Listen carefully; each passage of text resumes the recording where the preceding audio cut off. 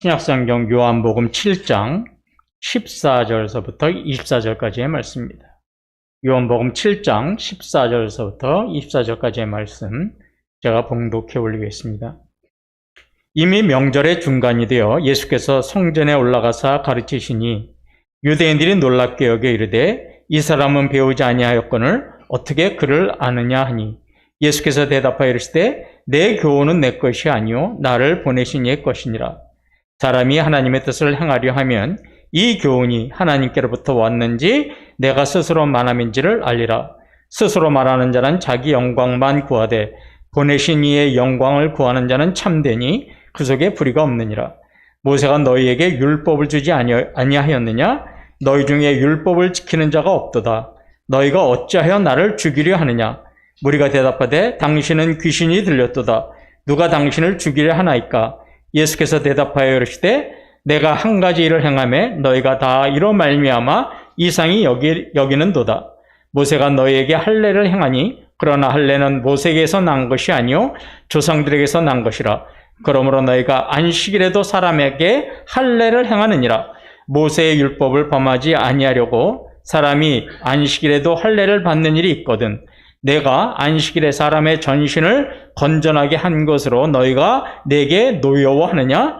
외모로 판단하지 말고 공의롭게 판단하라 하시니라. 아멘. 제가 설교를 하고 나서 이미 수사님이 헌금 찬양을 했는데 내가 한 70%밖에 못한 그 나머지 30%를 이미 수사님이 잘 키워주셨구나 해서 내가 얼마나 감사한지 몰라요. 그냥 찬양을 듣는데 전율이 짜릿짜릿하게 오더라고요. 그래서 일어나서 할렐루야 한번 외치려다가 너무 목사가 호들갑 떤다 그럴까봐 제가 볼 텐데 귀한 찬양. 오늘 여러분 이미수사님 찬양 참 좋으셨죠? 예, 그 가사의 내용 얼마나 은혜스러운 줄 몰라요. 예. 자, 이제 말씀을 계속해서 이어가도록 하겠습니다. 유대인의 이제 3대 명절인 초막절이 되자 이제 지난번에 했던 걸 잠깐 요약을 할게요. 예수님의 형제들은 예수님한테 이렇게 이야기를 했죠. 형님이 정말로 메시아라고 하면 이 시골 동네 갈릴리에 있지 말고 사람들이 많이 모인 예루살렘에 가서 당신이 메시아라는 걸 한번 증명해 보여주세요. 그들에게 그렇게 알려주세요. 내가 메시아라고 이렇게 이야기를 했습니다. 근데 이거는요. 진심 어린 조언이 아니에요. 예수님이 메시아라는 사실을 믿지 못하고 인정하지 못하는 형제들이 예수님을 비웃고 조롱하는 모습이었죠. 그때 예수님께서는 요한복음 7장 6절을 보면 그 형제들에게 이렇게 말씀을 하십니다. 예수께서 이르시되 내 때는 아직 이르지 아니하였거니와 너희 때는 늘 준비되어 있느니라. 예, 여기 보면 두 가지, 빨간 글씨를 보면 두 가지 때가 나옵니다. 하나는 내 때이고 다른 하나는 너희 때지요. 그러면 예수님께서 말씀하신 예수님의 때는 언제냐? 예수님이 세상의 죄를 짊어지고 십자가에 돌아가심으로 세상을 구원하시는 그때 예수님이 이 땅에 오신 그 목적을 이루실 때가 바로 내 때라는 거죠. 그리고 너희 때는 이제 형제들의 때죠. 형제들이 이제 명절이 돼서 예루살렘으로 올라가야만 하는 그 의무를 지켜야 할 때를 말씀하신 겁니다.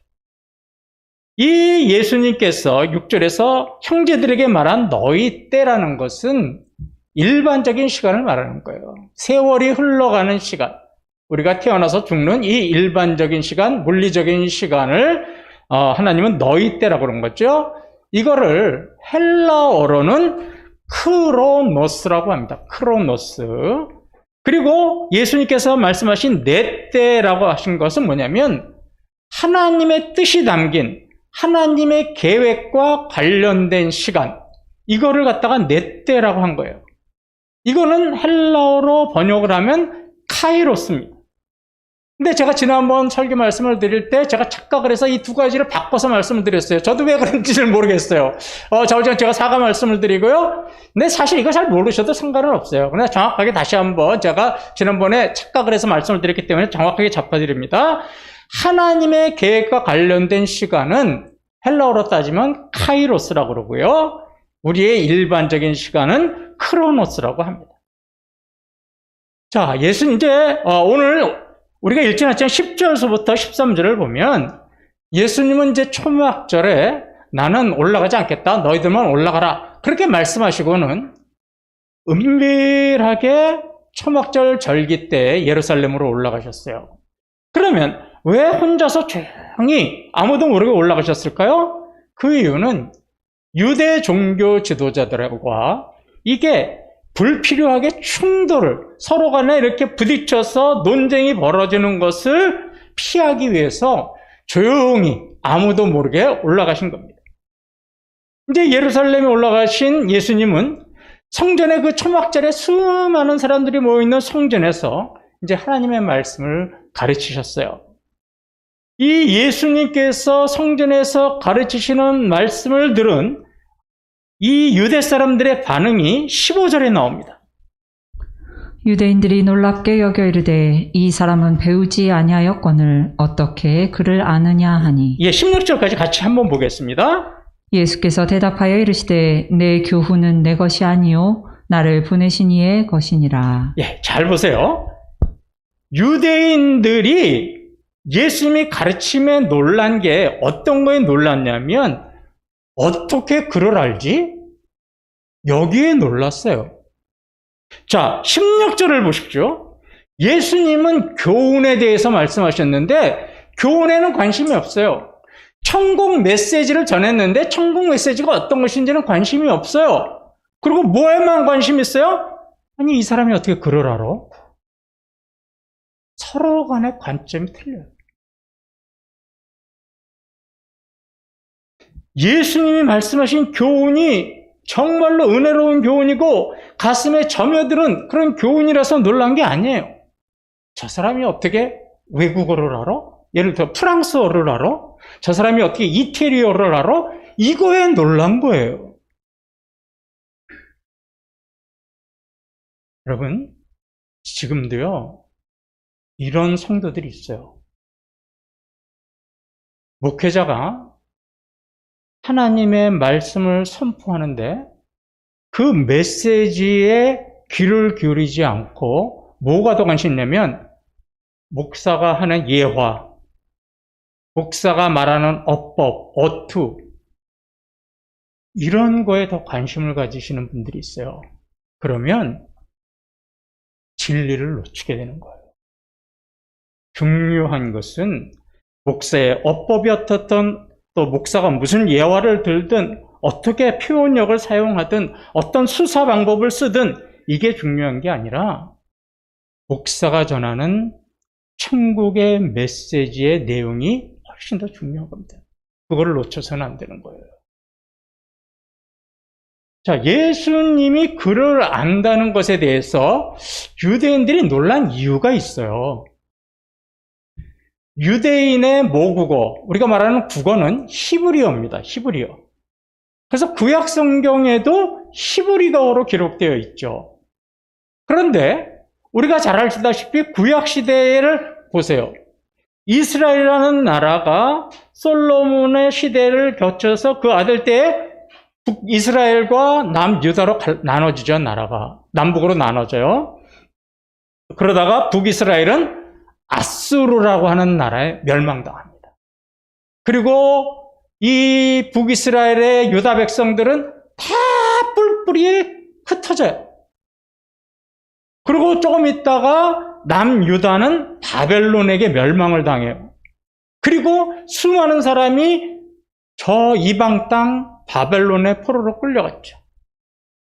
자, 이런 상황이다 보니까 나라가 없어지고 백성들이 뿔뿔이 흩어지고 많은 백성이 포로로 끌려가다 보니까 그곳에서 유다 백성들의 모국어인 히브리어는 쓸 수가 없었어요. 우리나라 일제 식민지 시대 때 어떻게 했어요? 한국말 못 쓰게 만들고 국어 말살 정책 쓰고 뭐만 쓰게 했어요? 일본어만 쓰게 했죠. 우리나라 국어 대사전 다 없애버렸어요. 이거하고 마찬가지예요, 지금 유대인들이. 그러다 보니까 점점 자기의 나라 말을 못 쓰니까 히브리어를 잃어버려요. 그리고 그 당시 중동 지방에 공통적으로 사용되던 아람어라는 것만 사용을 해요. 아람어. 그게 이 중동 지방에 공통적으로 사용하는, 지금으로 말하면 영어 같은 거예요. 그래서 그 흔적이 신약 성경에도 나와 있어요. 아람어라는 게. 우리가 잘 아는 에바다. 이게 헬라어가 아니라 아람어예요. 열려라. 달리다굼. 소녀야 일어나거라. 엘리엘리라바 사박다니. 이런 단어들은 전부 다 무슨 단어냐면 아람어라고 하는 거예요. 그 당시 공통적으로 사용되던 언어들이에요. 아람어를 사용하다 보면 점점 어떻게 되는 거예요? 자기 나라 말인 히브리어는 잊어버린 거죠. 근데 성전에 모인 이 많은 사람들 중에서 예수님이 누군지를 알고 있는 사람들이 많이 있었어요. 예수님은 목수였어요. 그러니까 목수니까 히브리어를 전문적으로 배우지 않았어요. 또 누구를 앞에서 가르치려면 먼저 어떤 일을 해야 되냐면 랍비라고 하는 율법 선생들에게 교육을 받아야 돼요. 이런 거죠. 목사가 설교하기 위해서는 그냥 설교 못하죠. 신학대학원이라고 하는 대학원을 나와야 무슨 권리를 줘요? 강독권을 줘요. 즉 도에 대해서 강의할 수 있는 설교권을 주는 거예요.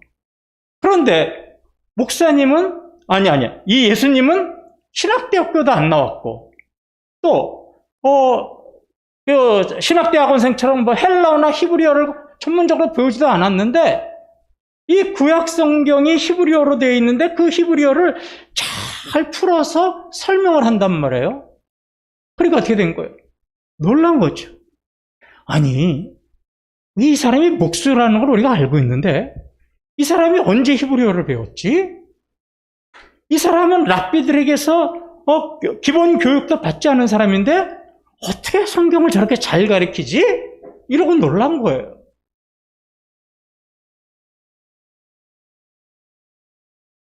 자, 16절을 다시 한번 보시기 바랍니다. 예수께서 대답하여 이르시되 내 교훈은 내 것이 아니요 나를 보내신 것입니다. 예수님께서 말씀하시고 더 잘 가르치고 히브리어를 알 수 있는 것은 뭐예요? 내 거를 가르치는 게 아니라 누구 거를 가르친다는 거예요. 하나님, 나를 보내신 하나님 것을 가르치기 때문에 그럴 수 있다는 거예요. 당시에 유대 종교 지도자들은요, 사람을 가르칠 때 꼭 첫 마디는 이렇게 시작해야 돼요. 자, 저 이제 여러분을 가르쳐요. 제가 랍비예요. 이렇게 돼요. 여러분, 랍비 누구의 가르침에 의하면 이러고 시작해야 돼요. 그러니까 이건 내 말이 아니라 누구 가르침을 내가 이야기한다는 거예요. 유명한 랍비로부터 나는 교육을 받아서 그 교훈을 그대로 전달합니다. 이런 뜻이에요.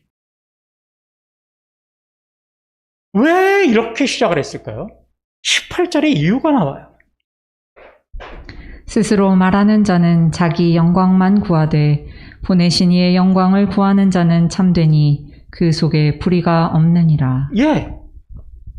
자신이 유명한 랍비의 제자라는 것을 자랑해서 어떻게 된 거예요? 나 이런 사람이야. 높임을 받기 위한 거예요. 이런 거죠. 제가 하버드 대학과 무슨 카네기 전문 교육을 받은 사람으로서 이렇게 나오는 거예요. 그럼 어떻게 돼요? 와, 그럼 있어 보이잖아요. 이런 거죠. 철학자 누구누구의 이야기에 따르면, 사업가 누구누구가 말하기를, 신학자 어떤 교수가 이렇게 말하기를, 이러고 막 시작하면 괜히 있어 보이죠? 랍비들이, 그 유대 종교 지도자들이 당시 그렇게 한 거예요. 왜요?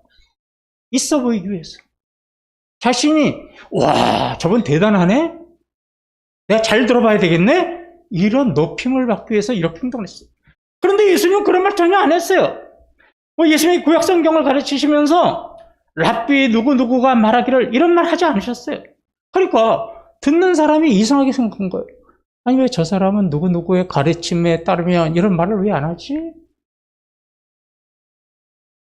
왜 예수님은 그런 말씀을 안 하셨을까요? 예수님은 랍비의 가르침을 전한 게 아니에요. 누구예요? 하나님의 말씀을 그대로 전했기 때문에 그런 말을 쓸 필요가 없었던 거죠. 그래서 무슨 말을 하면서 시작했을까요? 예수님은 내가 너희에게 말한다. 이게 성경에 뭐라 썼어요? 예수께서 가라사대.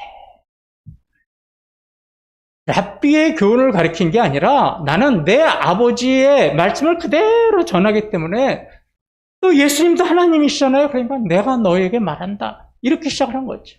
그게 유대 사람들에게 굉장히 생소했고 이상하게 들렸던 겁니다. 마태복음요 15장 9절을 보면 이런 말씀이 있습니다. 사람의 계명으로 교훈을 삼아 가르치니 나를 헛되이 경배하는도다 하였느니라 하시고. 예, 랍비 누구누구의 가르침에 의하면 왜 그렇게 했느냐? 유대 종교자들은 하나님의 말씀을 가르친 게 아니라 사람의 계명으로 교훈을 삼아 가르쳤다는 거예요. 하나님의 말씀을 전한 것이 아니라 랍비라고 하는 인간들의 전통과 장로의 유전 같은 사람들의 교훈을 가르친 겁니다. 그런데 예수님은 하나님의 말씀을 그대로 전했기 때문에 권위가 있고 감동이 있는 거죠. 제가 항상 설교할 때마다 이 자리에 앉아서 빼놓지 않고 하는 기도가 있습니다. 하나님, 오늘도 송인수 인간의 말, 인간의 생각, 인간의 감정이 들어가지 않게 하시고 온전히 하나님의 말씀만 전하게 해주세요. 이렇게 기도해요. 그런데도 어떤 때는 그게 안 돼요. 어떤 때는 뒤돌아보면 오늘 설교에도 내 생각과 내 감정이 들어간 적이 있어요.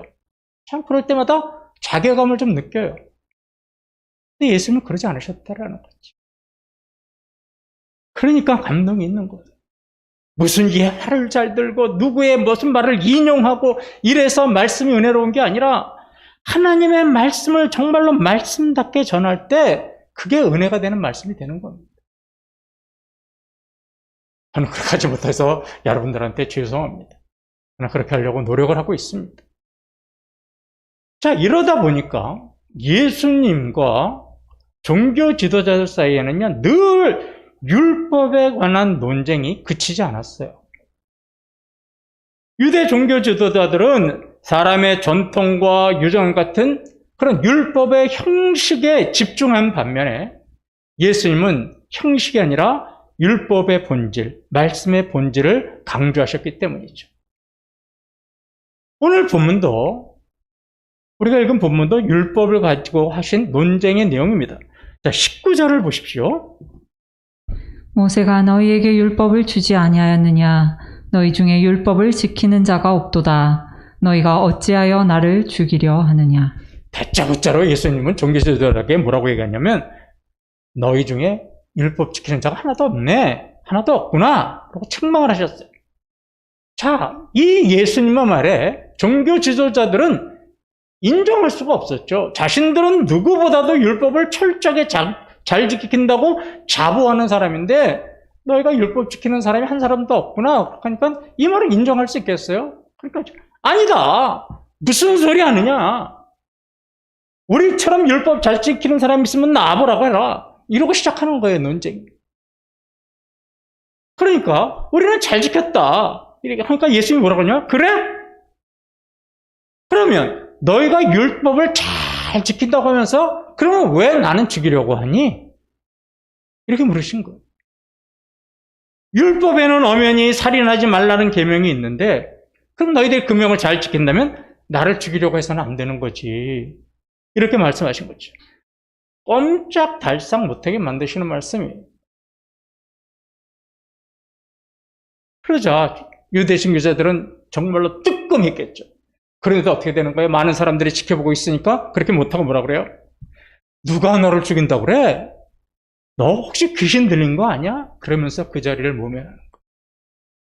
자, 유대 종교자들이 이렇게 면피적인 발언을 하니까 예수님은 21절, 23절에서 이렇게 말씀하셨습니다. 예수께서 대답하여 이르시되 내가 한 가지 일을 행하매 너희가 다 이로 말미암아 이상히 여기는도다. 모세가 너희에게 할례를 행했으니 그러나 할례는 모세에게서 난 것이 아니요 조상들에게서 난 것이라. 그러므로 너희가 안식일에도 사람에게 할례를 행하느니라. 모세의 율법을 범하지 아니하려고 사람이 안식일에도 할례를 받는 일이 있거든. 내가 안식일에 사람의 전신을 건전하게 한 것으로 너희가 내게 노여워하느냐. 자, 이 말씀이 사실은 오늘 본문의 핵심이에요. 자, 이 말씀을 좀 쉽게 풀어보겠습니다. 자, 제일 먼저 뭐라고 그러냐면 예수님께서 내가 한 가지 일을 행했는데 너희가 이 일로 말미암아 다 이상하게 여기는구나. 그렇게 말씀을 시작하시죠. 여기서 한 가지, 예수님께서 행하신 한 가지 일이 뭐냐? 우리가 요한복음 5장에서 함께 은혜 나눴던 거예요. 예수님께서 수많은 병자들이 모여있는 베데스다 목가에 가셔서 어떻게 하세요?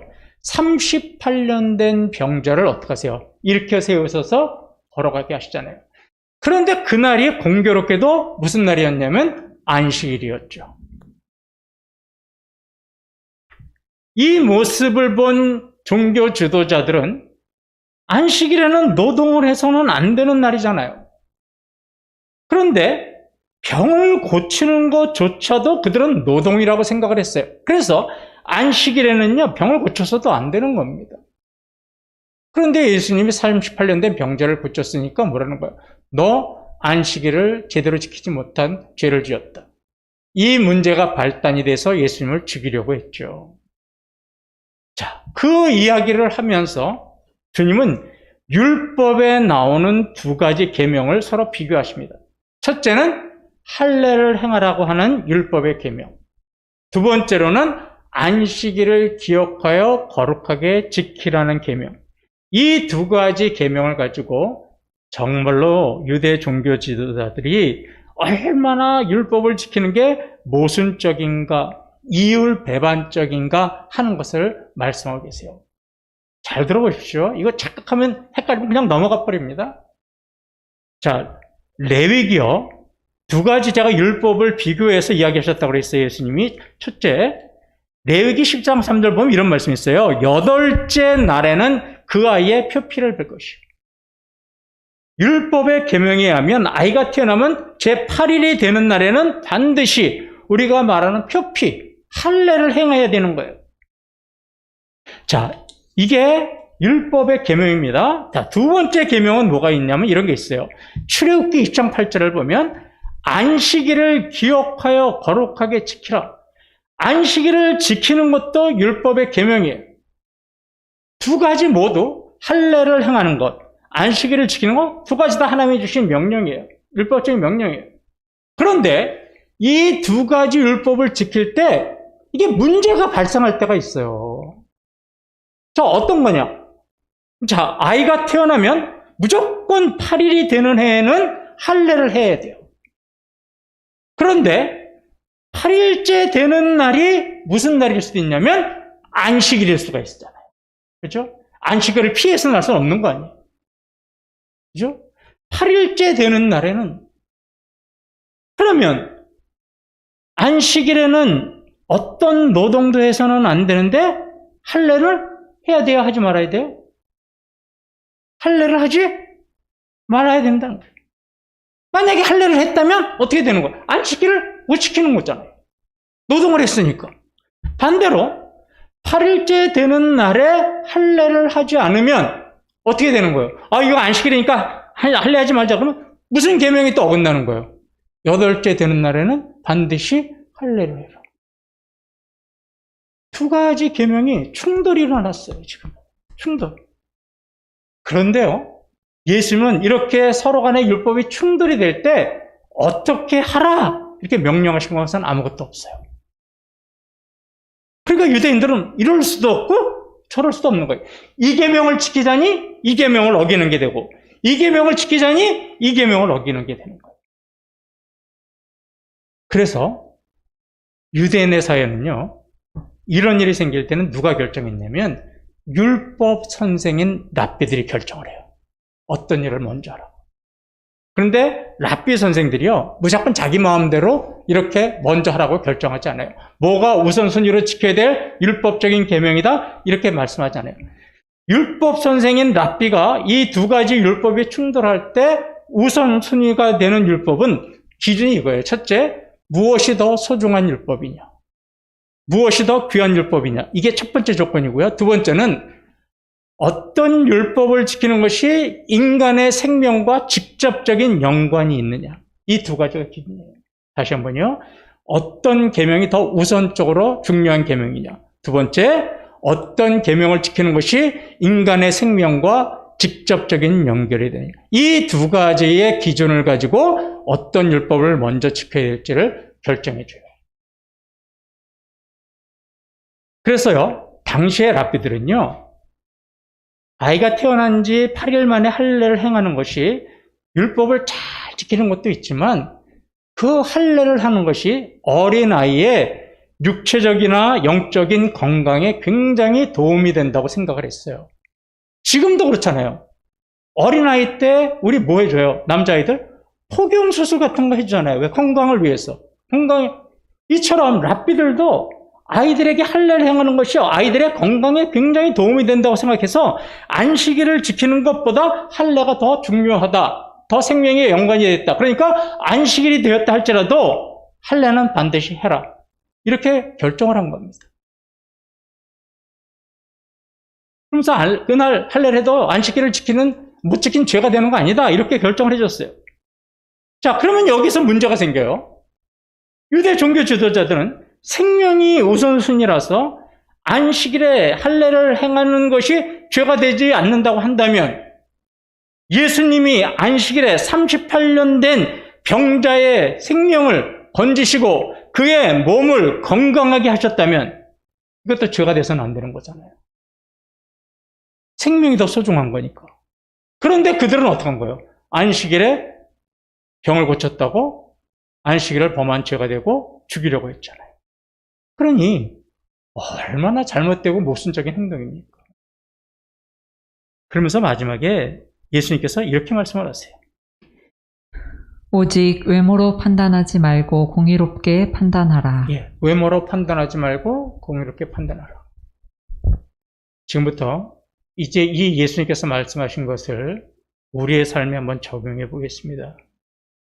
예수님께서 말씀하신 것은 성경의 내용이지만 이제부터 우리의 삶에 그 말씀이 어떻게 적용이 되어야 되는지를 한번 보세요. 여기서 외모라는 것은 겉모습이에요. 겉모습으로 판단하지 말고 공의라는 것은 여기서는 우리가 말하는 justice가 아니라 love예요. 사랑이에요. 아가페예요. 신명기 10장 18절을 보겠습니다. 28절. 고아와 과부를 위하여 정의를 행하시며 나그네를 사랑하여 그에게 떡과 옷을 주시나니. 고아, 과부, 나그네. 유대 계층 중에서 가장 밑바닥에 있는 서민 계층입니다. 이런 사람들에게 정의를 행하고 사랑을 행해서 떡과 옷을 주라는 것은 뭐예요? 어려운 사람들을 외면하지 말고 그들에게 사랑을 베풀어라. 이것이 정의라는 거예요. 그러니까 예수님은 사람이 만든 규칙을 맹목적으로 지키는 것이 그것이 율법을 잘 지키는 것이 아니라 삶 속에서 사랑과 정의를 실현하는 것이 올바르게 율법을 지키는 거라고 말씀하신 거예요. 우리가 주일날 예배드리고 성경 공부하고 기도하고 많이 했다 할지라도 우리가 밖에 나가서 우리의 삶에 사랑과 정의가 없으면 우리는 말씀 제대로 지키지 않고 사는 거예요. 예배드리는 모습과 나가서 살아가는 모습이 서로 틀리면 유대 종교 지도자들하고 다를 거 아무것도 없어요.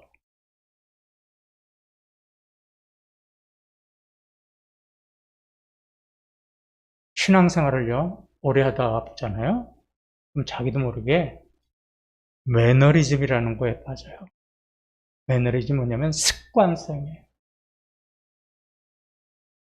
오늘 주일이니까 당연히 교회 가야 되는 거고, 빈손으로 갈 수 없으니까 지갑에서 돈 좀 꺼내서 헌금해야 되고,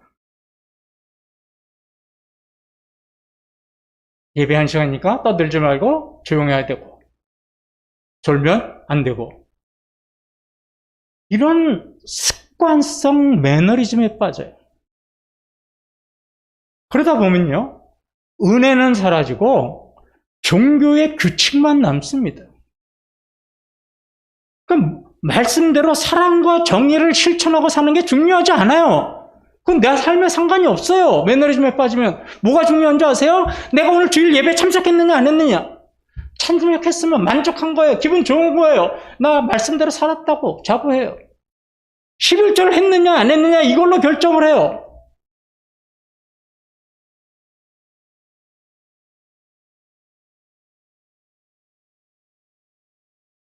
그러면요, 어떻게 되는지 아세요?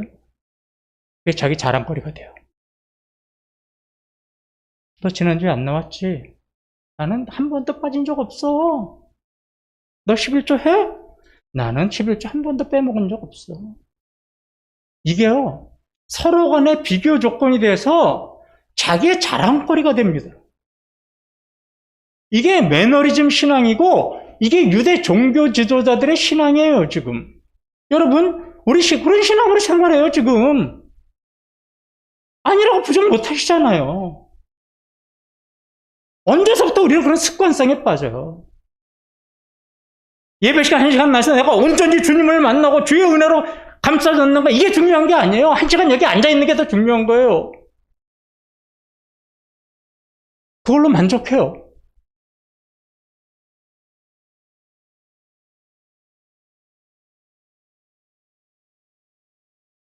이런 모습이 말씀의 본질을 지키는 것이 아니라 말씀의 형식을 지키는 겁니다. 우리가 신앙생활을 하면서 정말로 잊지 말아야 하는 게 뭔지 아세요? 내가 종교 규칙을 얼마나 잘 지켰느냐, 이게 중요한 게 아닙니다. 지금의 나 된 것이, 내가 말씀의 규칙을 잘 지켜서 지금의 나 된 것이 아니라 온전히 하나님의 은혜와 사랑 때문에 내가 지금 이 자리에 있다는 걸 느끼는 거, 이게 신앙입니다. 오늘 우리 집사님이 찬양에서 말씀하신 그 가사 나님처럼 내 삶의 모든 것이 하나도 하나님의 은혜가 아닌 것이 없습니다. 그리고 그 은혜에 굴복하는 것이 신앙이에요. 그러니 자랑할 게 뭐가 있겠어요? 너보다 내가 더 비교적으로 내가 규칙을 잘 지킨다고 자랑할 게 아무것도 없는 거예요. 그 사람이나 나나 지금 내가 나 된 것은 하나님의 은혜인데 뭘 자랑할 게 있습니까?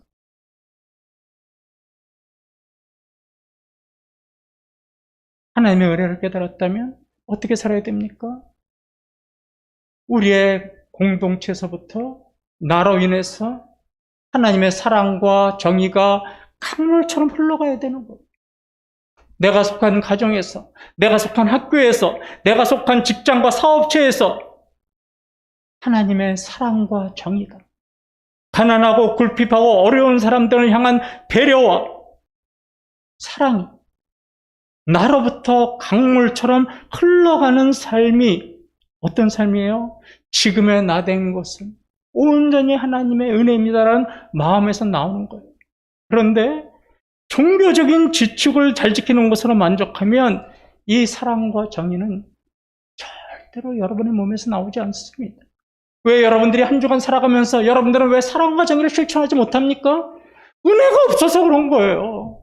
나 이번 주에 교회 잘 나왔고 11조 잘 냈고, 그러니까 여기에 만족하고 그쳐서 그렇습니다. 근데 여러분들은 지금 종교 규칙으로 살고 계십니까? 아니면 은혜로 살고 계십니까? 신앙생활을 형식으로 하십니까? 하나님의 공의와 사랑으로 하십니까? 여러분들의 삶 속에서 하나님의 사랑과 공의가 강물처럼 여러분의 주변서부터 흘러 넘쳐나고 있습니까?